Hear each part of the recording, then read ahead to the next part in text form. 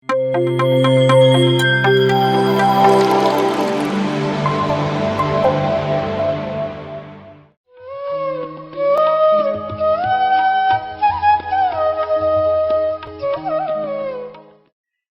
PMC ವೀಕ್ಷಕರಿಗೆ ನನ್ನ ಧನ್ಯವಾದಗಳು. ನಾವು ಮೈಸೂರಿನಲ್ಲಿ ಸಾಂಸ್ಕೃತಿಕ ರಾಜಧಾನಿ ಮೈಸೂರಿನಲ್ಲಿ ಈಗ ಕಾವೇರಿ ಪಿರಮಿಡನ್ನು ನಿರ್ಮಾಣ ಮಾಡ್ತಾ ಇದ್ದೀವಿ. ಆದ್ದರಿಂದ ಮೈಸೂರು ಧ್ಯಾನ ನಗರಿ ಆಗಬೇಕು ಅಂತ ನಮ್ಮ ಆಸೆ. ಎಲ್ಲರೂ ಬಂದು ಧ್ಯಾನ ಅಂದರೆ ಏನು ಅಂತ ತಿಳ್ಕೊಂಡು ಧ್ಯಾನ ಯಾಕೆ ಮಾಡಬೇಕು, ಧ್ಯಾನ ಹೇಗೆ ಮಾಡಬೇಕು, ಧ್ಯಾನ ಮಾಡೋದ್ರಿಂದ ಏನು ಪ್ರಯೋಜನ ಅಂತ ಎಲ್ಲ ತಿಳ್ಕೊಂಡು ಧ್ಯಾನ ಮಾಡಿ ಧ್ಯಾನದಿಂದ ಆಗೋ ಎಲ್ಲ ಸಮಸ್ತ ಲಾಭಗಳನ್ನ ಎಲ್ಲರೂ ಪಡ್ಕೋಬೇಕು ಅನ್ನೋ ಉದ್ದೇಶದಿಂದ ನಾವು ಕಾವೇರಿ ಪಿರಮಿಡ್ ಧ್ಯಾನ ಕೇಂದ್ರನ ಮೈಸೂರಿನಲ್ಲಿ ನಿರ್ಮಾಣ ಮಾಡ್ತಾಯಿದ್ದೀವಿ. ಆದ್ದರಿಂದ ಎಲ್ಲರೂ ದಯಮಾಡಿ ಈ ಕಾವೇರಿ ಪಿರಮಿಡ್ ಧ್ಯಾನ ಕೇಂದ್ರಕ್ಕೆ ತನ್ಮನಧನ ಸಹಾಯವನ್ನು ಮಾಡಿ ಇದರಿಂದ ಎಲ್ಲ ಹೆಚ್ಚಿನ ಪ್ರಯೋಜನ ಎಲ್ರಿಗೂ ಲೋಕಾರ್ಪಣೆಗಾಗಿ ಸಹಾಯ ಮಾಡಬೇಕು ಅಂತ ನಾನು ತಮ್ಮಲ್ಲಿ ವಿನಯಪೂರ್ವಕವಾಗಿ ಪ್ರಾರ್ಥನೆ ಮಾಡ್ಕೊಳ್ತೀನಿ. ನಮಸ್ಕಾರ ಮಾಸ್ಟರ್ಸ್, ನನ್ನ ಹೆಸರು ಚನ್ನಬಸವ ಅಂತ, ಮೈಸೂರಿನಿಂದ. ಪತ್ರಿಜಿಯವರು ಮೈಸೂರಿಗೆ 1998ರಲ್ಲಿ ಧ್ಯಾನ ಕಲ್ಸಕ್ಕೆ ಬಂದರು. ಆವತ್ತಿನಿಂದ ಅವರು ಮೈಸೂರಲ್ಲೊಂದು ಪಬ್ಲಿಕ್ ಪಿರಮಿಡ್ ಆಗಬೇಕಂತ ಕನಸು ಕಂಡರು. ಆ ಒಂದು ಕನಸನ್ನ ನನಸು ಮಾಡ್ತಕ್ಕಂಥ ಸೌಭಾಗ್ಯ ಎಲ್ಲ ಧ್ಯಾನಿಗಳಿಗೆ ಈಗ ಒದಗಿ ಬಂದಿದೆ. ಈ ಒಂದು ಅವಕಾಶ ಹೇಗಪ್ಪ ಅಂತಂದರೆ, ನಾವು ಕಾವೇರಿ ಪಿರಮಿಡ್ ಧ್ಯಾನ ಕೇಂದ್ರ ಪಬ್ಲಿಕ್ ಪಿರಮಿಡ್ನ ನಿರ್ಮಾಣವನ್ನು ಪ್ರಾರಂಭ ಮಾಡಿದ್ದೀವಿ. ಇದು ನಿರ್ಮಾಣ ಹಂತದಲ್ಲಿದೆ.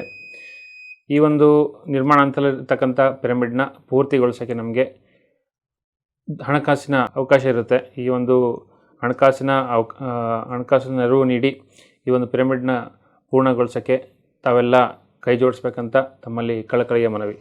ಎಲ್ಲ ಮಾಸ್ಟರ್ಸ್ಗೂ ನಮಸ್ಕಾರ.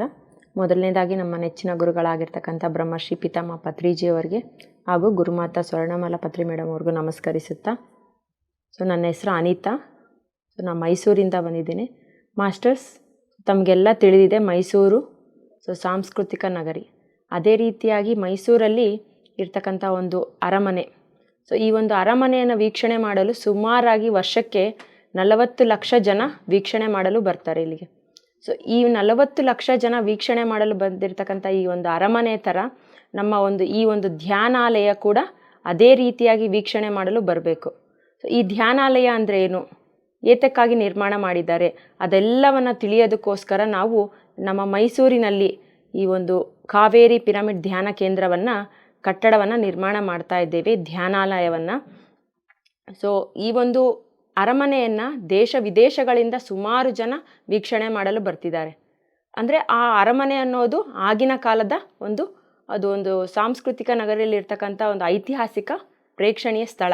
ಅದೇ ರೀತಿಯಾಗಿ ನಮ್ಮ ಧ್ಯಾನಾಲಯ ಕೂಡ ಆಗಬೇಕು. ಇದು ಏತಕ್ಕಾಗಿ ಕಟ್ಟಿದ್ದಾರೆ, ಇದರ ವಿಶೇಷತೆ ಏನು, ಅದೆಲ್ಲವನ್ನು ತಿಳಿಯಲು ನಮ್ಮ ಈ ಒಂದು ಮೈಸೂರಲ್ಲಿ ನಿರ್ಮಾಣ ಆಗ್ತಿರ್ತಕ್ಕಂಥ ಕಾವೇರಿ ಪಿರಮಿಡ್ ಧ್ಯಾನ ಕೇಂದ್ರವನ್ನು ವೀಕ್ಷಣೆ ಮಾಡಲು ಬರಬೇಕು. ಆ ಕಾವೇರಿ ಪಿರಮಿಡ್ ಧ್ಯಾನ ಕೇಂದ್ರವನ್ನು ವೀಕ್ಷಣೆ ಮಾಡಲು ಬರಬೇಕು ಅಂದರೆ ನಾವೀಗ ಒಂದು ಕಾವೇರಿ ಪಿರಮಿಡ್ ಕಟ್ಟಡವನ್ನು ನಿರ್ಮಾಣ ಮಾಡ್ತಾ ಇದ್ದೇವೆ.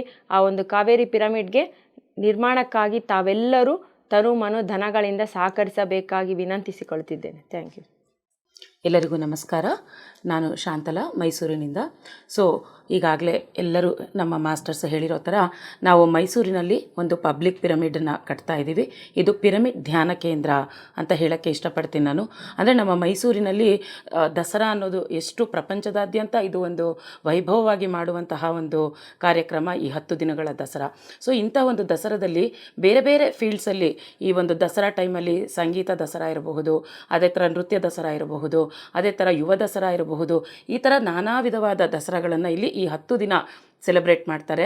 ಇದರಲ್ಲಿ ನಮ್ಮ ಆಸೆ, ನಮ್ಮ ಪತ್ರಿಜಿಯವರ ಕಲ್ಪನೆ, ಈ ಧ್ಯಾನ ಜಗತ್ತು, ಪಿರಮಿಡ್ ಜಗತ್ತು ಅನ್ನೋದನ್ನು ನಮ್ಮ ಮೈಸೂರಿನಲ್ಲಿ ಸಹ ನಾವು ಮಾಡಬೇಕು. ಈಗಾಗಲೇ ಆಗಬೇಕಿತ್ತು, ಸುಮಾರು ಕಾರಣಗಳಿಂದ ನಡೆದಿರಲಿಲ್ಲ. ಈಗ ನಾವು ಈ ದಸರಾದಷ್ಟೊತ್ತಿಗೆ ಈ ನಮ್ಮ ಕಾವೇರಿ ಪಿರಮಿಡ್ ಪಾದಾರ್ಪಣೆ ಆಗಬೇಕು ಅಂದ್ಕೊಂಡಿದ್ದೀವಿ.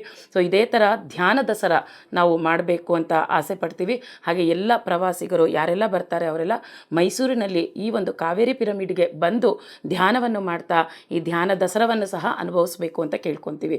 ಸೊ ಧ್ಯಾನ ಮಾಡೋಕ್ಕೆ ಇಷ್ಟೊಂದು ದೇವಸ್ಥಾನಗಳಿದೆ, ಅಲ್ಲೇ ಮಾಡಬಹುದಲ್ಲ, ನೇಚರ್ ಇದೆ ಅಲ್ಲೇ ಮಾಡಬಹುದಲ್ಲ, ಅದೆಲ್ಲ ಅನುಮಾನಗಳು ಎಷ್ಟೋ ಪ್ರವಾಸಿಗರಿಗೂ ಹೊಸಬ್ರಿಗೂ ಇರಬಹುದು. ಆದರೆ ಪಿರಮಿಡ್ ಬಗ್ಗೆ ಗೊತ್ತಿರುವಂಥವ್ರಿಗೆ ಅದು ಪಿರಮಿಡ್ ಅಂದರೆ ಏನು ಅಂತ ಗೊತ್ತಿಲ್ಲದವರಿಗೆ ಆ ಪಿರಮಿಡ್ನ ಒಂದು ಎನರ್ಜಿಸ್ ಏನು ಅಂತ ತಿಳಿಬೇಕು ಅಂತ ಅನ್ನೋದಾದರೆ ಆ ಕಾವೇರಿ ಪಿರಮಿಡ್ಗೆ ಬಂದು ಧ್ಯಾನವನ್ನು ಮಾಡಿದಾಗ ಗೊತ್ತಾಗುತ್ತೆ. ಪಿರಮಿಡಲ್ಲಿ ನಮಗೆ 3 ಪಟ್ಟು ಅಧಿಕ ಆ ಎನರ್ಜಿನ ರಿಸೀವ್ ಮಾಡ್ತೀವಿ.